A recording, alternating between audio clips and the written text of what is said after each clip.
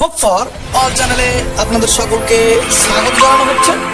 আমরা আমাদের এই হোপ ফর অল চ্যানেলের মাধ্যমে বিভিন্ন ধরনের রিক্রুটমেন্ট সংক্রান্ত ইনফরমেশন সবার আগে তুলে ধরে থাকি।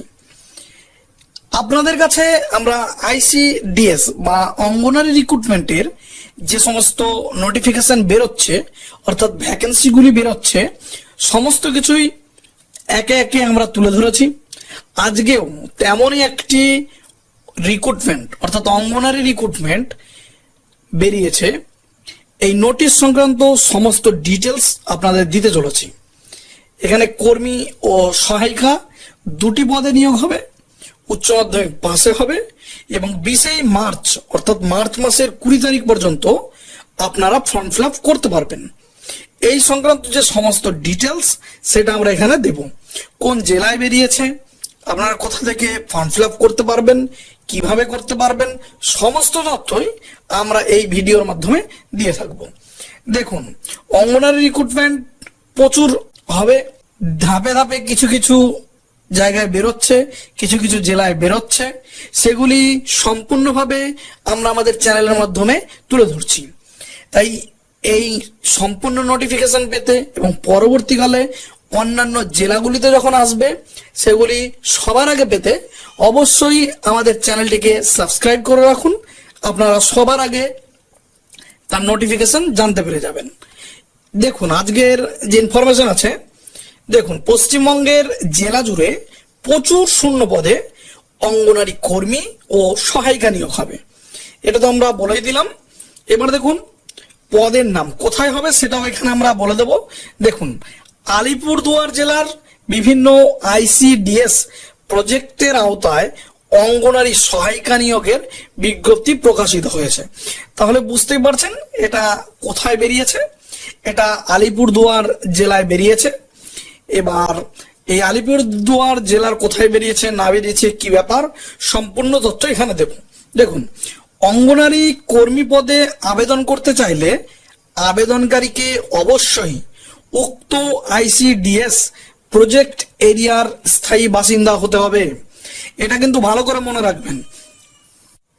যে আইসিডিএস প্রজেক্ট এরিয়ায় এই ভ্যাকেন্সি বেরোবে আপনাকে সেই এরিয়ার কিন্তু স্থায়ী বাসিন্দা হতে হবে। যদি আপনি উক্ত ব্লকের বাসিন্দা না হন তাহলে আবেদন করতে পারবেন না। এটা কিন্তু ভালোভাবে মাথায় রাখবেন। তাই আগে নোটিফিকেশন পড়বেন, সঠিকভাবে বুঝবেন, তারপরেই কিন্তু ফর্মটি ফিল আপ করবেন। এবার দেখুন সহায়িকার ক্ষেত্রে, আর সহায়িকা পদের বেলায় যে গ্রাম পঞ্চায়েতের হয়ে আবেদন করবেন সেখানকার স্থায়ী বাসিন্দা হতে হবে। অর্থাৎ অঙ্গনারী যে সহায়িকা বেরিয়েছে সেটা যে গ্রাম পঞ্চায়েতের আন্ডারে বেরোবে, সেই গ্রাম পঞ্চায়েতের আন্ডারে যদি আপনি স্থায়ী বাসিন্দা হন তবেই কিন্তু আপনি ফর্ম ফিল আপ করতে পারবেন। এটা কিন্তু ভালোভাবে মনে রাখবেন। এরপরে দেখুন কর্মসংস্থান, এটা তো বললাম কর্মের যে স্থল অর্থাৎ কোথায় ভ্যাকেন্সি বেরিয়েছে সেটা বললাম আলিপুরদুয়ার জেলায় বেরিয়েছে। আবেদনের লাস্ট ডেট দেখে নিন। আবেদনের লাস্ট ডেট 20/2/2024 থেকে 20/3/2024, অর্থাৎ এখনো ফর্ম ফিল আপ শুরু হয়নি।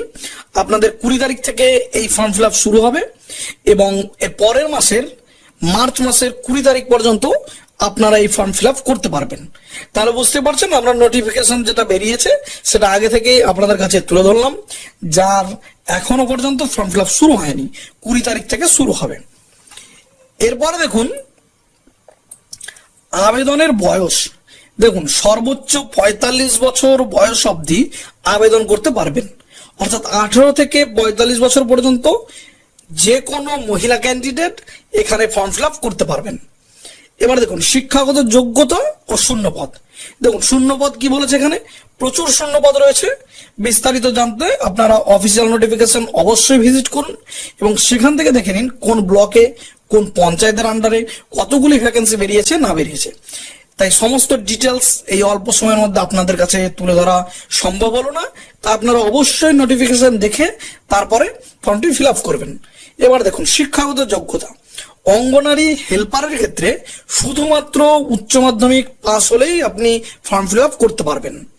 তাহলে বুঝতেই পারছেন এরপরে দেখুন আরো যে সমস্ত শিক্ষাগত যোগ্যতা আছে অন্য পদের, সেগুলি জানতে অবশ্যই আবারও বলছি নোটিফিকেশন ভালোভাবে দেখবেন, তারপরেই কিন্তু ফর্মটি ফিল আপ করবেন।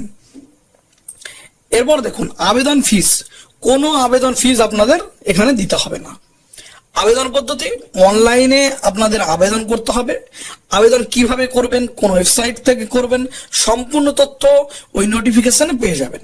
এবার নোটিফিকেশন যদি আপনারা পেয়ে না থাকেন তাহলে অবশ্যই আপনারা আমাদের চ্যানেলের কমেন্ট বক্সে কমেন্ট করুন, আমরা আপনাদের সেই লিংক দিয়ে দেব। সেখান থেকে সম্পূর্ণ নোটিফিকেশনটি ডাউনলোড করে নিয়ে আপনারা দেখতে পারবেন এবং সেটা সম্পূর্ণভাবে পড়বেন, বুঝবেন কোন পঞ্চায়েতের আন্ডারে বেরিয়েছে বা কোন ব্লকে বেরিয়েছে, সেই সম্পূর্ণ তথ্য দেখে তবেই কিন্তু আপনারা ফর্ম ফিল আপ করবেন। কারণ আপনারা অন্য ব্লক বা অন্য পঞ্চায়েতে থেকে কিন্তু অন্য পঞ্চায়েত বা ব্লকে যে ভ্যাকেন্সি বেরোবে সেখানে কিন্তু ফর্ম ফিল আপ করতে পারবেন না। তাই সঠিকভাবে নোটিফিকেশনটি দেখবেন, পড়বেন, তারপরেই কিন্তু ফর্ম ফিল আপ করবেন।